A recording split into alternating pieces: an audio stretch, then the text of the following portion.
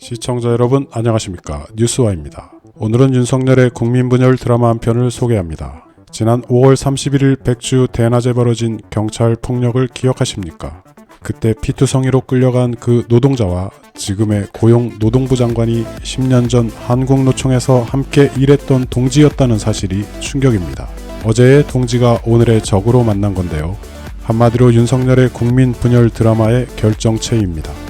경찰의 곤봉에 머리를 맞아 피투성이가 된 채로 병원에 이송됐다 곧바로 경찰에 구속된 김준영 한국노총 금속노련 사무처장은 지난 2014년 3월 한국노총 전략기획본부장으로 일한 바 있습니다.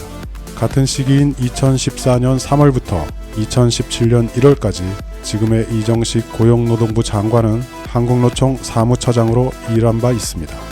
박근혜 정부 시절 두 사람은 한국노총에서 함께 노동운동을 하던 동지였던 것입니다.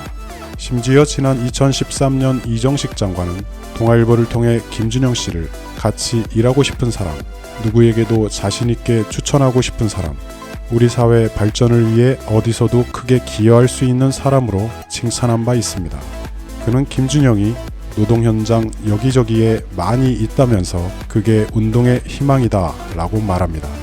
당시 이런 내용은 지난 2013년 동아일보가 선정한 10년 후 한국을 빛낼 100인에 김준영 씨가 선정되자 이정식 장관이 직접 언론을 통해 밝힌 사실입니다. 그런 어제의 동지가 10년 후인 2023년에는 적이 되어 한 사람은 고용노동부 장관으로 노동자 탄압에 앞장서고 한 사람은 정권의 노동탄압 희생양의 본보기가 되어 피투성이로 끌려가 구속되는 상황이 벌어진 것입니다. 박근혜 정부 시절 동아일보는 김준영 씨를 3년 연속으로 추천하는 이유를 이렇게 밝힙니다. 날로 노동운동이 위축되는 국내 현실에서 전문성과 개척정신, 헌신성을 보유한 노동운동가의 한 사람으로 꼽힌다.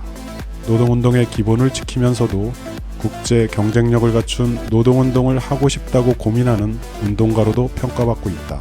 싸울 때와 협상할 때를 구분할 줄 아는 합리성을 바탕으로 국내 노동계에서 새로운 지도자의 역할을 훌륭하게 수행할 수 있을 것으로 기대된다. 동아일보와 이정식 장관이 10년 전에 추천한 내용처럼 10년이 지난 2023년 5월 31일 한국을 빛내고 있을 100인 중 한 명인 김준영 한국노총 금속노련 사무처장은 포스코 광양 제철소 앞 막루에서 노동법의 사각지대에서 고통받고 있는 하청 노동자들의 노동 3권을 지켜내기 위해 싸우다가 경찰들이 휘두른 곤봉에 머리를 맞아 피투성이가 된 채로 끌려가 구속됐습니다. 그는 평생을 노동운동을 해오던 내 아이의 아버지이고 약자를 위해 싸울 때와 협상할 때를 구분할 줄 아는 합리성을 지닌 지도자의 역할을 훌륭하게 수행하다가 정권의 폭거에 의해 구속된 것입니다.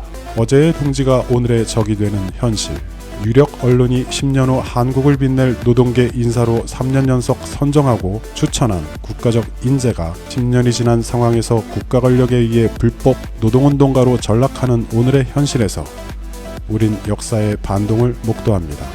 탄핵으로 올룩진 지난 박근혜 정부보다 더 극악무도한 윤석열 정권의 반노동 정책이 전면적인 정권 퇴진 운동에 나선 노동계와 어떻게 부딪힐지 귀추가 주목됩니다.